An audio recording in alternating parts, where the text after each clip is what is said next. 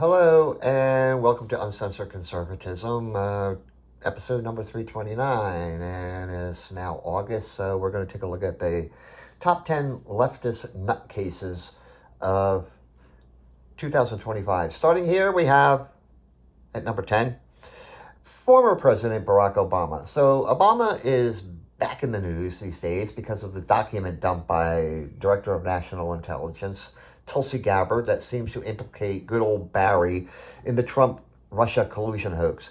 Barry's response, he usually doesn't give one, but the charges are ridiculous and bizarre and have been dismissed years ago. So the gist of the finding was that there was no connection between Trump and Russia or Putin, but Obama didn't like that finding, so he ordered a new assessment. The goal was to hamstring the Trump administration with false accusations. Now, as for criminal liability, he can thank Trump and the Supreme Court because he likely has executive immunity for his decisions to go this route. But directly answering the charge or explaining the black and white of the documents to Barry, this is just a Trumpian distraction. Distraction from what there, Barry? Success? Barack Obama is back in the news, and for all the wrong reasons. But when you have the media on your side, I guarantee this ruthless, vindictive asshat comes out smelling like roses. Moving on at number 9, we have Tim Walz. The funny thing, after a campaign are all the tell-all books that come out, and one describes why Harris chose Walz and not Josh Shapiro. Long story short, Shapiro was more focused and smarter. Walz even feared a vice presidential debate against J.D. Vance, and after that debate, we know why. I mean, anybody who calls himself a knucklehead during a debate, you're going to lose. Like so many leftist loons, the guy lacks self-awareness. On a podcast with Jamie Harrison, who used to be head of the DNC, he lamented the fact people don't see why Democrats exalt business success. Maybe because you don't. Then there is that alpha male outreach. White dudes for Harris didn't work. Lactating Pete Buttigieg didn't work. And a prancing governor with jazz hands didn't work either. But Timmy still thinks he's the tough guy with a recent fundraising letter. And he urged Democrats to get up, get loud, and raise some hell. I guess saying hell and fuck are now the key words to get that male vote back. Anyway, at number 8, we have California Congressman Eric Swalwell. So, of course, he was all aghast at an ICE raid in LA's MacArthur Park, and Swalwell described it as a place where kids play and have family picnics. Not exactly, because he represents a district way to the north, so he's not exactly familiar with MacArthur Park because there are homeless encampments and rampant drug use. Besides being an uninformed idiot, he looks like a mannequin that came to life. I mean, he's very robotic. And he makes these videos where some random quote-unquote journalist asks a question and he provides a predetermined pithy answer. The problem is the reporter is a staffer and Swalwell needs to remember to take off the frickin' microphone before speaking. And recently he's produced a couple of cringe-worthy TikTok videos, but the worst is him bench pressing all of 135 pounds. That led to late-night TV star Greg Gutfeld to describe his performance as ick. So what did Swalwell do? He challenged Gutfeld to a bench pressing competition. Gutfeld may be older than Swalwell, but he's also a former bodybuilder. Careful there, Eric, with the challenges. And his take on why Kamala lost? We didn't see enough of her. Actually, it's the opposite. We saw too much of her. And number 7, Hunter Biden, the poster child for why you should keep your kids away from drugs. For the life of me, I can't understand why he's doing a round of interviews. On a podcast with Jamie Harrison, he said Kamala lost because of disloyal Democrats. He said dear old dad lost that disastrous debate because his handlers gave him Ambien. Ooch. Ow. Wow. That's a major accusation, but it does explain a lot if it's true. He went on a profanity-laced tirade against Democrats for not standing by his dad when it was clear that dear old dad was spent goods. He attacked George Clooney, saying he was not an actor, he was a brand. Well, okay, I'll give him that one. But his funniest claim was about illegal immigrants when he said basically all they're good for is picking crops, cleaning hotel rooms, and washing dishes. Oh, and if he was president, he'd invade El Salvador and bring all the illegal alien deportees back to America, I guess to clean the hotel rooms, pick crops, and wash dishes. This led El Salvador President Bukele to ask whether Hunter was snorting powdered milk now. Democrats better tell him to shut the hell up or he may just get Clinton. Okay, moving on. Number 6. New Jersey Governor Cory Booker, hot off his record-breaking 25-hour speech that proved nothing and which nobody remembers. Well, he did get that CNN interview where we learned how he avoided using the bathroom for so long. Still, after passage of the bill in the Senate, he was still out there warning us of the impending doom Trump had planned for America and was joined by Hakeem Jeffries for a sit-in of 2 people on the steps of the Capitol building. He went on some podcast and did his best cringy Eric Swalwell thing by dancing with the host, Isaac Rochelle. I mean, imagine that, dancing knowing that millions were going to die because of Trump. He got into it with Judiciary Committee Chuck Grassley, where he sounded like he was going to cry, and then all the Democrats walked out of the hearing. Then he went on some weird, wild rant on the Senate floor. I mean, it was freaking unhinged over a bill that would fund law enforcement. He managed to offend fellow Democrats in the process. Amy Klobuchar pointed out that he missed several hearings and meetings of the Judiciary Committee when the bill was considered. Maybe he was at acting or dance class. Even a hag like Claire McCaskill and a hack like Joe Scarborough tisked his behavior. Settle down, Spartacus. Everyone knows you're running in 2028. Moving on at number 5, Los Angeles Mayor Karen Bass. First, she says she would not meet with any ICE officials under any circumstances. She just wanted them out of L.A. Then ICE responded with that aforementioned immigration raid in MacArthur Park, where Bass showed up and wanted to talk to an ICE official, and she was told that ICE does not answer to her. In other words, shut up, go back to your office, and continue to fuck up the city because we got a job to do. She also announced creation of a cash assistance program for illegal immigrants affected by ICE raids and ordered all city departments not to cooperate with ICE. She insisted that riots never occurred in response to ICE raids. Then she said that ICE agents who are under attack should not fear showing their faces because they don't live in Los Angeles. I say, what?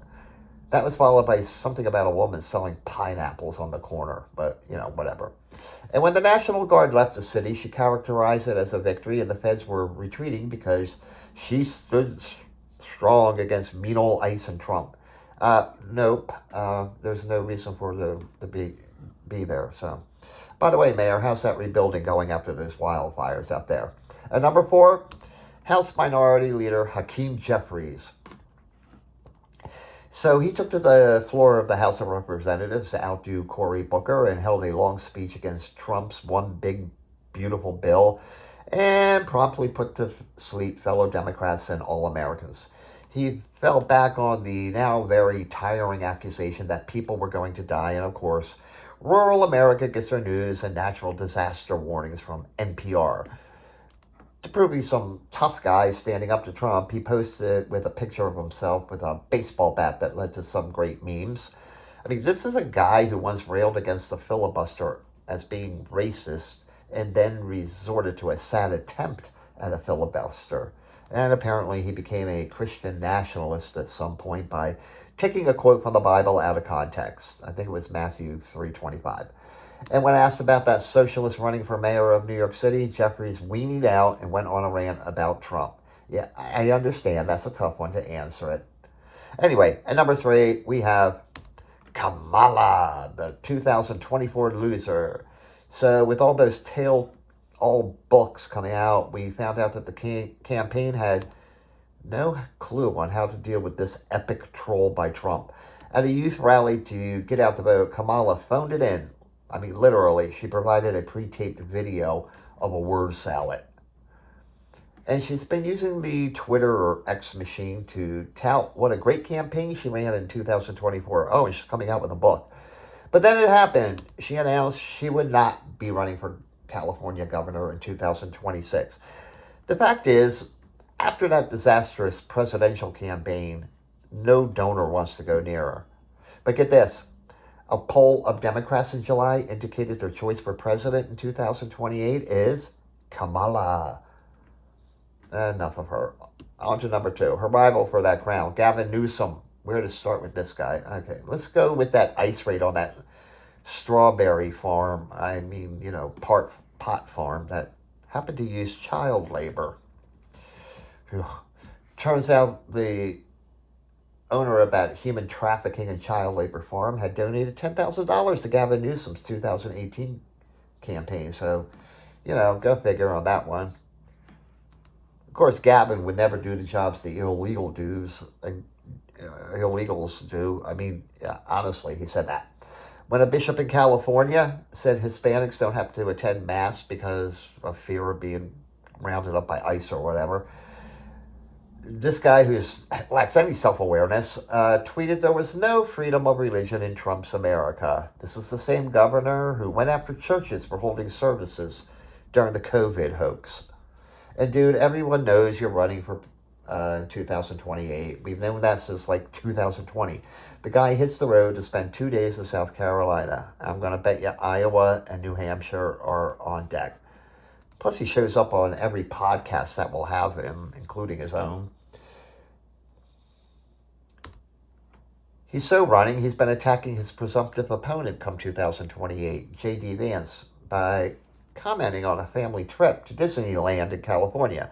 But Gavin Newsom has one big problem to overcome, and it's called California. As Oklahoma announced they were lowering taxes as they head to zero income tax, Newsom tweeted out a sarcastic comment. But the laugh's on him, though, because the population and businesses are fleeing California to places like Oklahoma. And now we know why Newsom likes him some illegal immigrants. It bolsters his state population. Okay, anyway, finally at number one is New York City Mayor candidate Zohran Mamdani. Seems the darling of the socialist class is having some problems, where it was revealed that he pulled an Elizabeth Warren and said he was black to get some preferential treatment along the way, like a college admission. That should piss off a few blacks up there in New York. I mean, he was born in Uganda to Indian parents. Here they are. They're not black. You're an Indian dude. Like Durkalurka Indian, not woo-woo Indian. And you're definitely not black. When an off-duty police officer was recently shot and killed, Mamdani, the pro-defund the police guy, shed some crocodile tears on social media and was immediately shut up. He does seem to have a friend in everyone's bartender from the Bronx who paraded him around Washington, D.C., hoping to drum up some endorsements. Even Ken Martin, the head of the DNC, he won't comment on the guy. The socialists recently visited Uganda for a lavish wedding, complete with security guards and everything.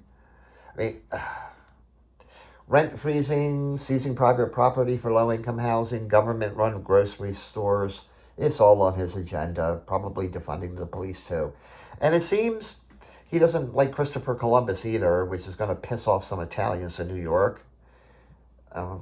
That's him giving, it's pixelated out here, giving the finger to a statue of Christopher Columbus. Anyway, he may have picked up one endorsement, sort of. David Hogg, who, you guessed it, went to the well again and accused Mamdani's critics of being racist.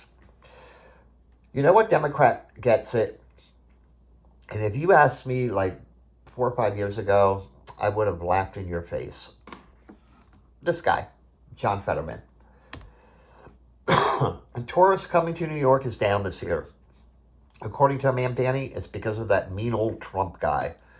Not crime or homelessness or anything like that. I go by the Port Authority up there and just smell it. It's piss. I mean, it smells like piss. But for me, the kicker is we all know that the Big Apple is decidedly blue, And we all know Mandami is not black. He's not the disease that's rotting the Democrats. He's a symptom of it. At the end of the day, he's just a typical champagne socialist. And that's it for today. Thanks. Have a great day. More pleasant tomorrow.